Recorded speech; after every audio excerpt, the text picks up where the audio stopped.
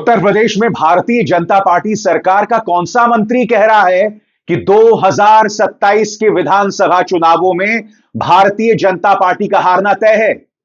आखिर ऐसी कैसी जूतम पैजार हो रही है कि चाहे मंत्री हो विधायक, वो ये तक कह रहे हैं कि उत्तर प्रदेश पुलिस आए और मेरे सीने पर गोली चलाए। हालात इस कदर गंभीर हो गए हैं दोस्तों। मगर अजीब और गरीब बात यह कि आप इसकी सुगबुगाहट कहीं नहीं सुन रहे हैं। इन चेहरों पर गौर कीजिए दोस्तों। संजय निषाद, जो कि निषाद पार्टी के अध्यक्ष भी हैं और योगी सरकार में मंत्री भी। दूसरा चेहरा आशीष पटेल और तीसरा चेहरा नंद किशोर गुर्जर। दो मंत्री, एक विधायक खुलेआम चुनौती दे रहे हैं मुख्यमंत्री आदित्यनाथ को, उनके नौकरशाहों को। यह तक कह रहे हैं कि 2027 में भाजपा का हारना तय है। ये तक कह रहे हैं यूपी पुलिस को हम चुनौती देते हैं कि आइए और मेरे सीने पर गोली चलाइए। आखिर हालात इतने खराब क्यों हो गए दोस्तों, ये समझने की जरूरत है। आखिर क्या वजह है कि अपना दल बगावत करने पर उतर रही है। आखिर क्या वजह है कि संजय निषाद बिल्कुल भी खुश नहीं दिखाई देते और बार बार भारतीय जनता पार्टी को चेतावनी दे रहे हैं। सबसे पहले दोस्तों मैं आपको बतलाना चाहता हूं, संजय निषाद गोरखपुर में उनका शक्ति प्रदर्शन। इन तस्वीरों में आप देख सकते हैं संजय निषाद पहुंचते हैं अपने समर्थकों के बीच और वहां पहुंचकर वो भारतीय जनता पार्टी को सख्त चेतावनी देते हैं। इंतजार कीजिए नंद किशोर गुर्जर ने क्या कहा, आशीष पटेल ने क्या चेतावनी दी, इसकी भी हम चर्चा करेंगे। मगर सबसे पहले अपने तमाम समर्थकों के बीच यहां पर संजय निषाद यहां पर दिखाई दे रहे हैं और वो क्या कह रहे हैं इस पर भी गौर कीजिएगा। वो भारतीय जनता पार्टी को चेता रहे हैं पार्टी के अंदर मौजूद विभीषणों को लेकर। और आप भी जानते हैं दोस्तों कि विभीषण कहां थे, किसके साथ थे, किसका घर ढाया था, कौन सी लंका ढाई गई थी, विभीषण का यहां जिक्र किया जा रहा है। सुनिए संजय निषाद क्या कहते हैं, दैनिक भास्कर इस बारे में क्या कह रहा है आपके स्क्रीन पर। योगी सरकार में मंत्री डॉक्टर संजय निषाद ने एक बार फिर भारतीय जनता पार्टी को असहज कर दिया है। गोरखपुर में उन्होंने कहा, भाजपा में विभीषण है जिन्होंने लोकसभा चुनावों में 45 सीटों पर हरवाया। ऐसे लोगों पर कार्रवाई होनी चाहिए। विभीषण अगर रहेंगे तो 2027 में पार्टी को नुकसान होगा। किस विभीषण की बात कर रहे हैं दोस्तों, ये पहली बार नहीं। याद कीजिएगा, लोकसभा चुनावों के नतीजे आते हैं और पार्टी के नेता खुलकर सामने उभर कर आने लगते हैं। वो कहते हैं कि अगर 2027 से पहले दखल नहीं दिया गया तो भारतीय जनता पार्टी का हारना तय है। संजय निषाद अपने तेवर सख्त करते हुए गोरखपुर में और क्या कह रहे थे इस पर भी गौर कीजिए दोस्तों। उन्होंने कहा कई सीटें बीजेपी की थी, वो कैसे हार गई, उन सीटों को विभीषण नहीं हरवाया है। मुख्यमंत्री, प्रदेश अध्यक्ष, महामंत्री और गृह मंत्री को यही लोग तो गुमराह करते हैं। हालांकि उन्होंने विभीषण किसको कहा यह स्पष्ट नहीं किया। संजय निषाद की निषाद पार्टी उत्तर प्रदेश में एनडीए की सहयोगी है। इससे पहले संजय निषाद ने गुरुवार को मऊ में भाजपा को चेताया था, कहा था अगर मल्लाह समुदाय को आरक्षण नहीं मिला तो सरकार की कुर्सी छिन जाएगी। सवाल यह किया जा रहा है दोस्तों कि यह बात जो बार बार संजय निषाद कह रहे हैं कि सरकार गिर जाएगी, भाजपा का हारना तय है, क्या वो जमीन तैयार कर रहे हैं भारतीय जनता पार्टी मोर्चे को छोड़ने को लेकर? क्योंकि अपना दल और भारतीय जनता पार्टी के बीच में पहले से ही दूरियां बढ़ रही हैं और ऐसे में निषाद पार्टी के प्रमुख का यह बार बार कहना, जो कि सरकार में मंत्री हैं, ऐसा भी नहीं कि बाहर से समर्थन दे रहे हैं, इसके मायने क्या हैं? और मैं बात अपना दल की कर रहा हूं तो अपना दल को लेकर भारतीय जनता पार्टी और उनमें तनाव इस कदर बढ़ गया है कि पार्टी के नेता और सरकार में मंत्री आशीष पटेल कह रहे हैं कि यूपी पुलिस, तुम तो पैरों पर गोली मारते हो ना, मेरी छाती पर गोली चलाओ।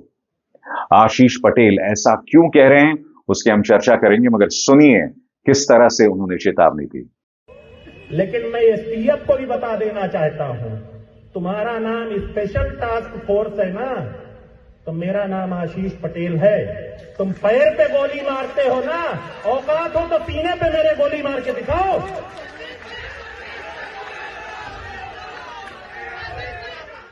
और बात वहां नहीं रुकती दोस्तों, वो मुख्यमंत्री आदित्यनाथ के दो करीबी, उनके मीडिया सलाहकार मृत्युंजय सिंह और सरकार में नौकरशाह, सबसे ताकतवर नौकरशाह शिशिर सिंह पर भी प्रहार कर रहे हैं कि किस तरह से उनके खिलाफ एक दुष्प्रचार चलाया जा रहा है। आशीष पटेल ने अपने इस ट्वीट में क्या कहा, इस पर गौर कीजिएगा, खासतौर से इस ट्वीट का वो दूसरा हिस्सा जिसमें वो शिशिर और मृत्युंजय पर हमला बोलते हैं, जो कि मुख्यमंत्री आदित्यनाथ के सबसे करीबी हैं। उनके शब्दों में, उत्तर प्रदेश सरकार के मीडिया सलाहकार श्री मृत्युंजय सिंह और सूचना निदेशक श्री शिशिर सिंह राज्य सूचना विभाग के 1700 करोड़ के बजट का दुरुपयोग कर अपने प्रायोजित लोगों से आप मेरी माफी मांगने की झूठी खबर चलवा सकते हैं। अपने प्रायोजित खिलौनों में चाबी भरकर रोज रोज प्रायोजित धरना करा सकते हैं, मगर सामने आकर मुकाबला नहीं कर सकते। आप लोग कितना भी झूठ फैलाएं, लोगों को सच्चाई पता है। जैसे मेरे हालिया मुलाकातों की सच्चाई आपको भी पता है।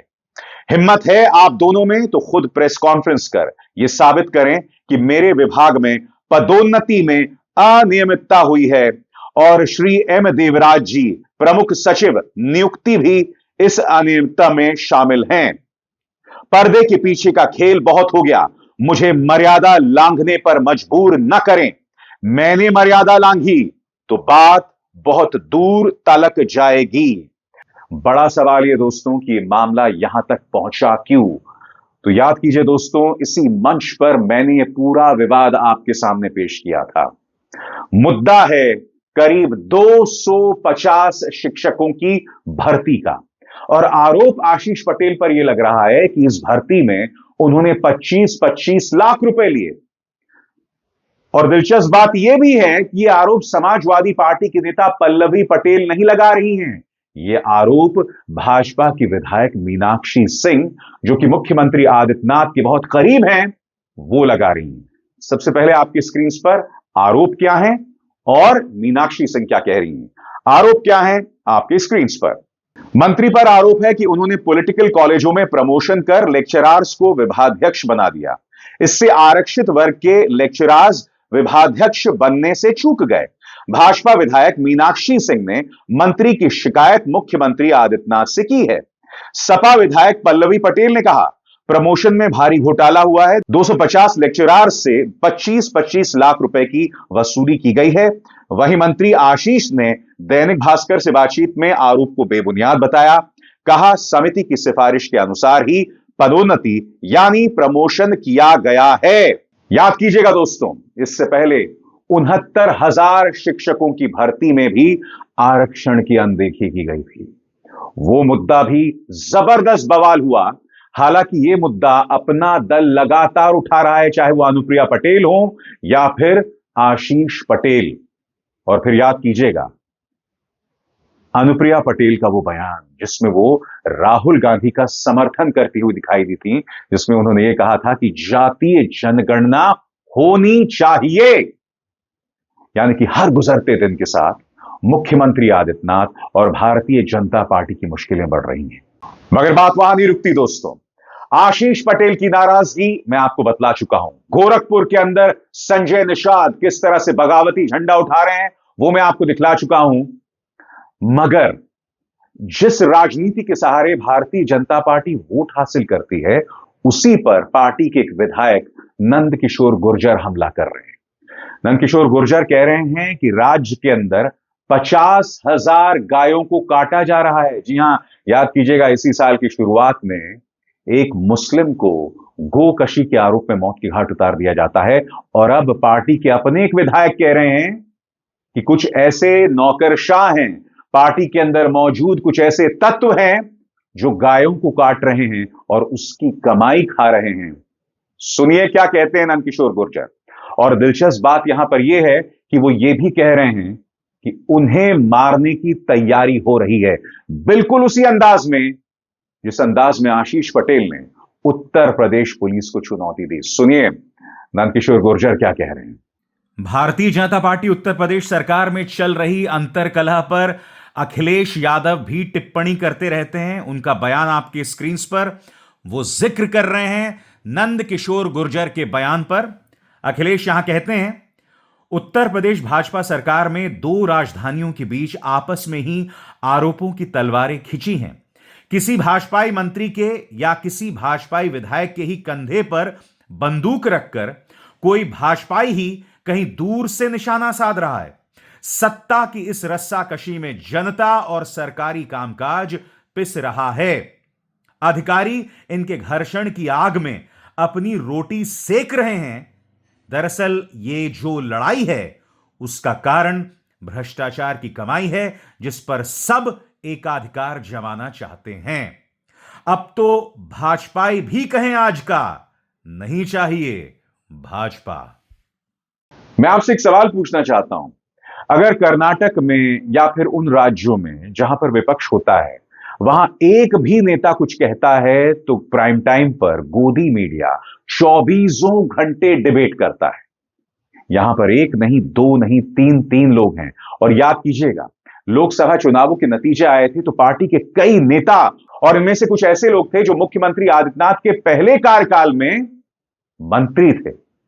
इनमें से कुछ ऐसे लोग थे जो मौजूदा विधायक हैं, और वो खुलकर प्रधानमंत्री नरेंद्र मोदी से अपील कर रहे थे कि आप दखल दीजिए, वरना हम 2027 में चुनाव हार जाएंगे। और बात वहां नहीं रुकती। याद कीजिएगा किस तरह से मुख्यमंत्री आदित्यनाथ के जो करीबी लोग थे वो प्रधानमंत्री नरेंद्र मोदी पर हमला बोल रहे थे। ये तक कह रहे थे कि अब उत्तर प्रदेश में प्रधानमंत्री नरेंद्र मोदी का चेहरा नहीं चल रहा है, अब उनमें करिश्मा नहीं रहा। यानी कि उत्तर प्रदेश में यह मोर्चा कई स्तरों पर खुला हुआ है। मुख्यमंत्री आदित्यनाथ और प्रधानमंत्री नरेंद्र मोदी के बीच, उनके नौकरशाहों और मुख्यमंत्री आदित्यनाथ के बीच, और यह अरसे से चला आ रहा है। ए.के. शर्मा इसकी मिसाल हैं, आप जानते हैं। इसके अलावा पार्टी के अपने मंत्री और नेता जो मुख्यमंत्री आदित्यनाथ के करीबी सलाहकारों और जानकारों, नौकरशाहों से भिड़े हुए हैं, चाहे वो मृत्युंजय सिंह हो या शिशिर सिंह हो। मामला बहुत पेचीदा हो गया है, मगर साहब मजाल है कोई भी गोदी मीडिया इसकी चर्चा कर रहा हो। अभिसार शर्मा को दीजिए इजाजत। नमस्कार। स्वतंत्र और आजाद पत्रकारिता का समर्थन कीजिए, सच में मेरा साथी बनिए। बहुत आसान है दोस्तों, इस ज्वाइन बटन को दबाइए और आपके सामने आएंगे ये 3 विकल्प, इनमें से एक चुनिए और सच के इस सफर में मेरा साथी बनिए।